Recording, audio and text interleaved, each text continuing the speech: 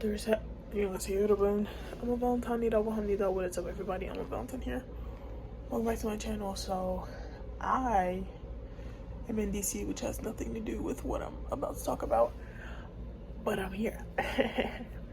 I just saw this video while I'm just chilling, scrolling before I go to sleep, and it was this girl with this guy. She's saying something about like, oh, I want to go back here, should I do this, whatever. I turn off my brain when I'm with you, right?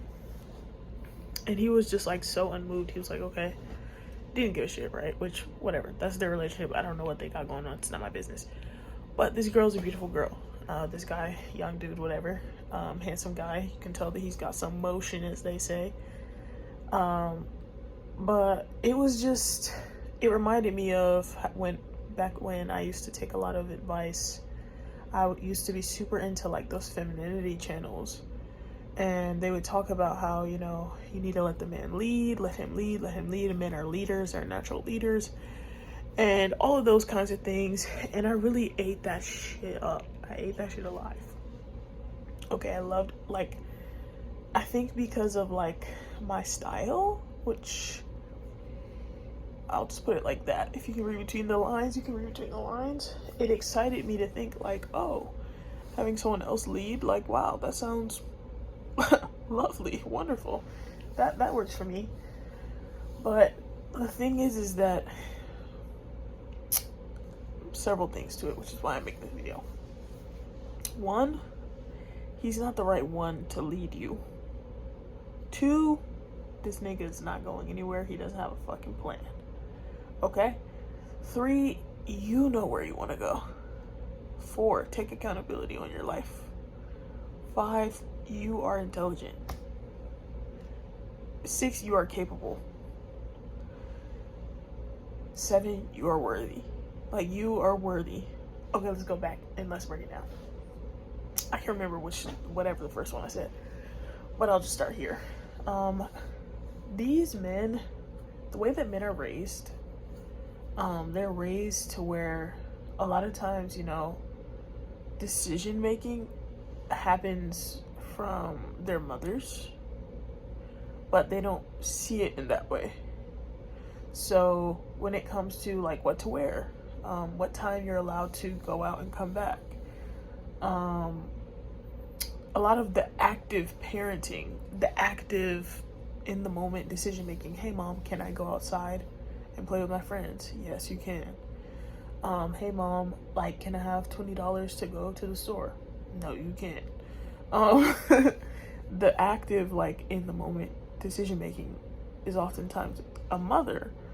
But through TV, through church, through religions, through conditioning, through the media, the things that we see, they're still raised to think that majority times it's men making, you know, decisions, which of course there's plenty of times where men do make big decisions for the household. Like sometimes it can be where to move, if they have to move based on a job, like that's a big thing, right? But yeah, so yeah, they're raised with this thought in mind that men are leaders and women are not. Like, women are supposed to solely play these supportive roles in life, and women, unfortunately, are conditioned in the same way. However, we all have our own natural traits, our own traits that we just align more with as humans. So a lot of times you'll have women that are very assertive and women that make great leaders because they're compassionate and they're listeners and they have a lot of qualities that it takes to be able to lead people in a great way. But these traits are not necessarily looked at as leadership traits just because of the conditioning of male versus female, masculine versus feminine. And so these traits just are not, if it doesn't look masculine, they don't always associate that with leadership.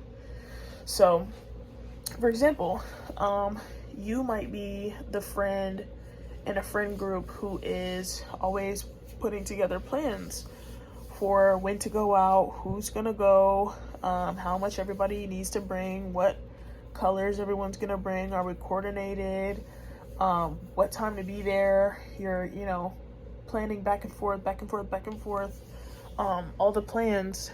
and you might be looked at as someone who is community oriented, or someone who is kind and sweet and really brings people together, but they wouldn't necessarily label you a leader because you're a woman, right? But when it comes to men, when they organize and put things together, they're looked at as like, oh, he's the leader of the pack. Alpha right there, alpha. And so it's about the way that we're conditioned to think about these things and what we perceive as leadership, right? Okay, so that's like the groundwork on that, on that idea and this thought. So cool. Now you go into men that just are not leaders. There's some people in life that are not full of courage, that don't make courageous decisions, that don't listen to their intuition, that don't consider the people around them. They're not compassionate or empathetic. They're not socially intelligent. They're not emotionally intelligent, and they choose not to develop that part of them. In the same way we can develop muscle mass and, we can develop our flexibility, we can develop our bodies, we can absolutely develop our minds. But some people don't put the time and effort into developing their minds and developing their selves, and even adjusting and changing our personalities to better, associate ourselves with the people around us. Some people just don't put in that effort. And yet, I think because of church, because of religion, because of media and the things that we're taught, we're still taught to expect leadership out of men like this. And then on the other hand, just, when it comes to what is expected of women, a lot of times women that are more considered masculine, women that are leaders, women that are assertive, women that are very success driven, ambitious, they're still on the same flip side of the coin.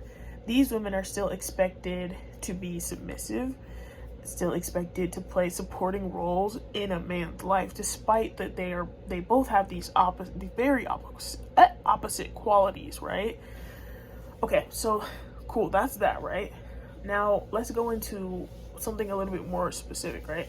Because I want us to come to this point of realizing that it's not just either or, right? So we talked about opposites and how sometimes there's an opposite to that situation. Now let's talk about when we just have a regular human, not wildly successful, not extremely lazy, just doing pretty well. They've got their basic needs met, they're trying to, do their best to maybe get to a better situation in life, maybe work their way up in their job, or just save for something. They maybe like to go on trips and just eat good food, just what you would consider your more average individual, right? They don't necessarily have these ultimate alpha qualities, but they're not they're not entirely a wimp.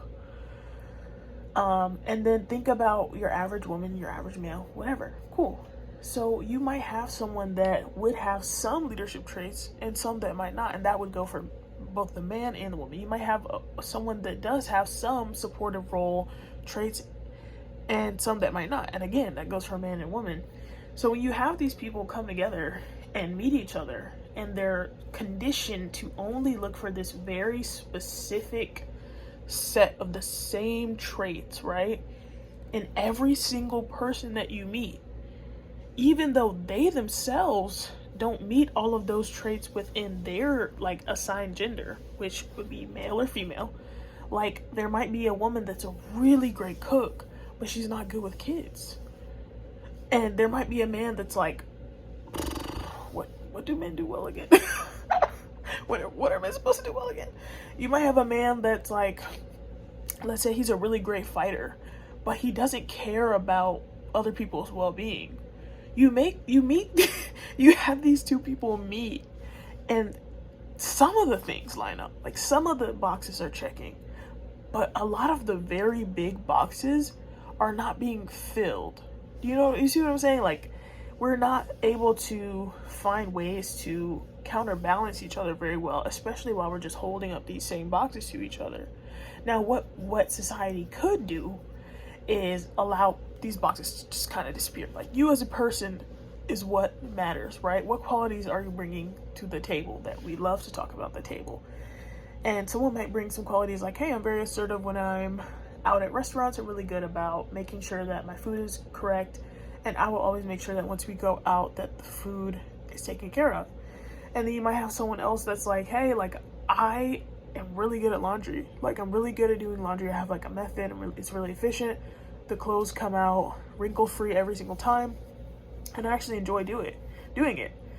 And maybe like, okay, cool. So these are ways that the relationship is symbiotic. It's mutually beneficial for both parties involved, right? And then let's say that you have someone that's like, I make a lot of money at my job, and I would be happy to pay for our vacations, like during the like some big vacations that we have. I'd love to do that for us just to enjoy. And then you might have someone that has like a really specific skill, and like, let's say that they make elaborate scarves, for example, and they might be like, hey, like, I make these really elaborate scarves, you know, as a side project. I can keep working on that and hopefully build us up some savings, like with the money that I make from the scarves, selling them during maybe like seasonal festivals. And it would also give us something really fun to do. I can get you into these festivals for free every time that, you know, I do it once the season comes, so that can be entertaining for you. I want you to notice that this requires creative thinking. It requires a level of open-mindedness, and it requires you to see value outside of the things that were set for you. Because relationships, human beings, we don't fit into these boxes anyways. Into these motherfucking, we don't fit into these boxes anyways, right? Okay, cool. So that's just a cute example of like what is possible once we start to step outside of these boxes and start to look at each other in a way that's like, okay, like, there's plenty of things about you that have value. Like, you are valuable as a person, and not just in terms of capital. Sometimes it's in terms of enjoyment and fulfillment and pleasure, and we're not getting into all that just yet, right? Now let's go back to the original topic about wanting a man to lead, and how sometimes they're not ready to lead. Sometimes they're not leaders. When it comes to leading, it's about vision, right? When you have two human beings that don't have an aligned vision, when you have a person that doesn't have a vision at all attempting to lead, where are we? Nobody. Just question marks all around. Because what are we talking about? Where exactly are we supposed to be going? Right? Everyone has different wishes and wants for their lives. I know someone who is so sexy. Oh my God. And he's like doing all this stuff, whatever. He wants to live in fucking Australia. I think that man is so fucking fine. He is so fine. Jesus Christ. Wow. God really exists because, wow, you are so fine. Right? He's super sweet. Okay, super sweet, humble, beautiful, amazing, right? He wants to live in Australia. He wants a family. My vision, I want to be hella famous, traveling the world all the time, touring, writing books, have editors, have hella cafes that I own, have fucking mansions, own hella housing, create little mini cities for people to live in. Like, the vision is different. You know what I'm saying? Like, so why me that has this huge, crazy ass, ridiculous ass vision? Imagine me meeting this man because, oh, well, we're the same religion, or because we're the same age and live in the same city and whatnot, and it's that time to get ready, right? To get married. I meant to say, it's that time that was assigned to us by maybe our parents, society, again, church, religion, the mosque, wherever you go. And we meet each other, right? And he wants to live in Australia.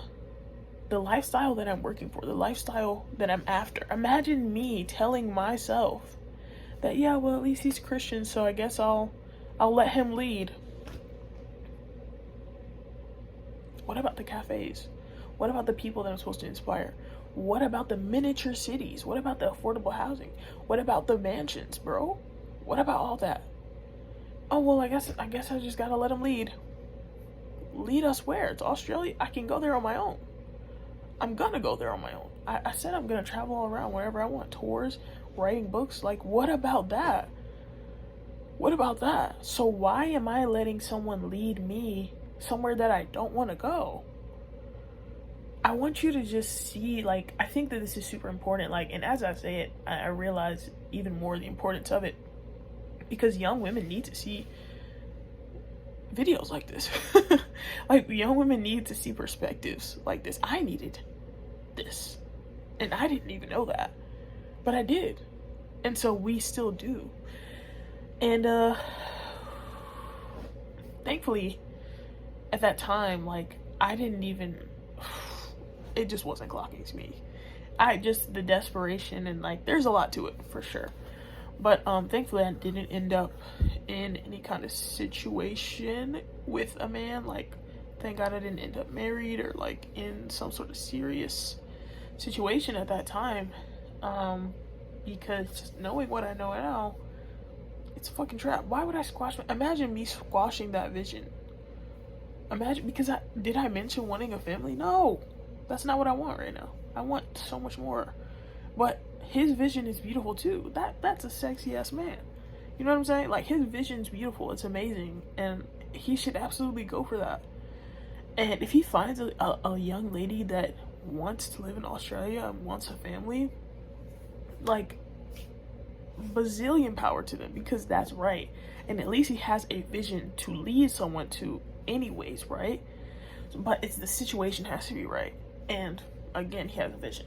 Now let's talk about the man that doesn't have a fucking, like, some people are literally just getting by. Some people are living for the experience of life, and that's okay. Sometimes people don't have a direct vision, and so sometimes they're playing a part in somebody else's vision. Like, one day I'm gonna have employees. I know that. And that doesn't mean that I'm just gonna shit on my employees. Oh, why don't you have your own company? Imagine saying some shit like that. But they're playing a part, they're playing a role in someone else's vision. And they're okay with that right now, because it affords them the things that they need. They have a roof over their head. You know, they have friends that they enjoy spending time with. They get to go hiking. They might have other interests, hobbies, and things of the sort, right? This person that you're meeting and dating, sure, maybe they want to get married. Maybe they don't. Maybe they just enjoy talking to different people, learning about different people, experiencing different people. And yet you're over here conditioned and told that just because he's a man, he's supposed to be the leader in that situation. But what if you have a vision? What if there's something that you want to do? Maybe you don't even have it. Maybe you just want to experience someone as well. You have options. They have options. They don't have to lead you. Sometimes they're not the right one to lead you. Maybe you need to lead it. Maybe you need to lead yourself. Like, for real. Lead yourself. Alright, moving on. She talked about in that video, the one that I had mentioned, that she turns her brain off when she's with that person. And again, he was super unmoved. Ladies, you don't need to turn your brain off for anyone. You're intelligent, period. Now, I will say, the feeling of being safe with someone is such a beautiful thing. So, like, of course, if you're, like, happy and safe around someone, like, there's a level of being able to just be like, like, and I love that. I love that for you. I love that for me eventually. But, like, that's such a beautiful feeling. And, like, oh my God, the lover girl's like, oh, why is that so cute? Like, I love that for you so much. Like, I literally love that for you so much. And also, know when you're with the person that you can actually be like that with. And if you know you're not, like, even if there's other reasons that you're staying, like, y'all, we're human beings. We need oxytocin, we need the hugs, we need the loving, we need all of that. And so sometimes you might be with someone that you know is temporary or not forever, but you still need what you need right now. Like, you need hugs, you need the cuddles, like, and that's just some real shit. Like, I'm just talking about some real shit right now. Because we try to play on the internet and act like you've never went back to an ex. You act like you just immediately cut someone off when they had you fucked up.